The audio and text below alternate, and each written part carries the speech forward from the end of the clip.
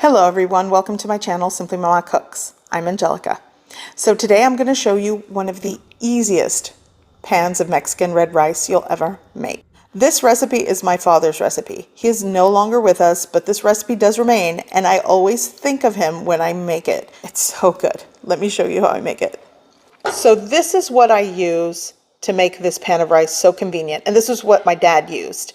It is the tomato chicken flavored bouillon powder. Or if you have the Knorr brand cubes, that works for this recipe.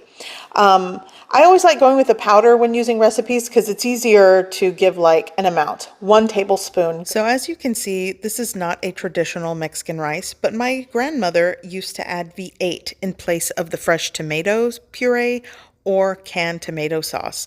And I will link this recipe video in the description below. And this recipe actually uses fresh ingredients. But the one we're doing today is less traditional, but just as tasty. And for the rice, here I have long grain rice. Definitely rinse in cold water. That does help the texture. Did I skip that step today? Maybe. I'm also opting for onion powder and garlic powder. These are granulated.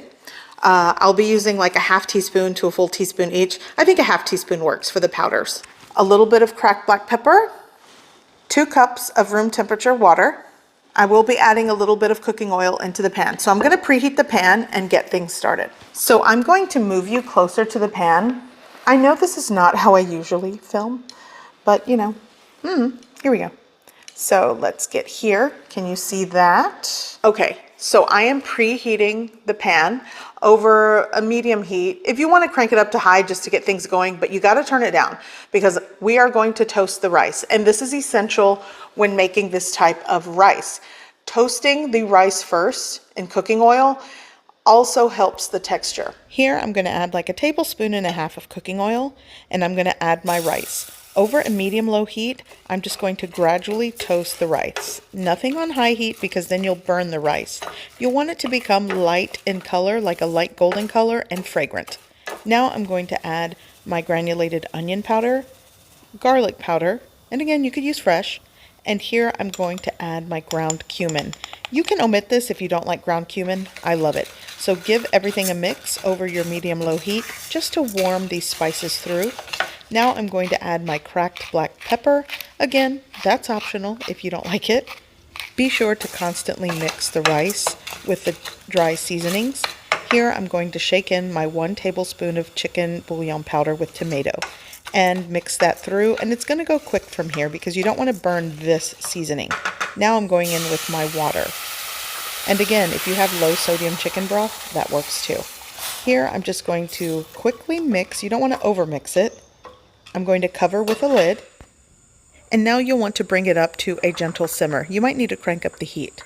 Once it starts to simmer like this, then you'll want to put it on a low heat setting and gently simmer for about 15 to 18 minutes. I'm going to go with 15 minutes. So while the rice is cooking, I wanted to mention a few things. Like I stated earlier in the video, this is not traditional. And in place of the water, you could opt to use low sodium chicken broth. I have used a 14.5 ounce can of like Swanson's chicken broth in place of the water. It's great. You may have also noticed that I did not add salt. Seasoning and salt is to taste, but the tablespoon of the chicken tomato bouillon powder is enough sodium in this. If you want it saltier, then you can add salt. And if you feel like that's too much bouillon powder, then scale it back.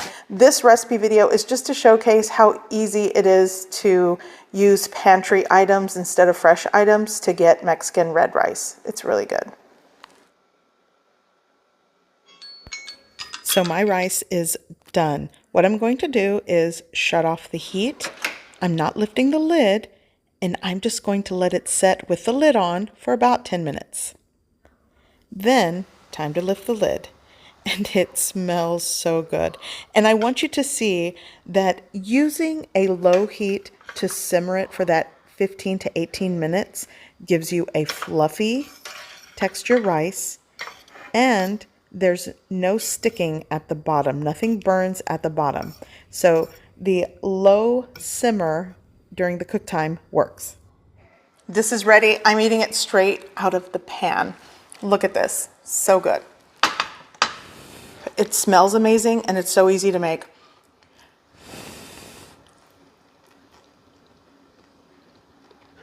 So good.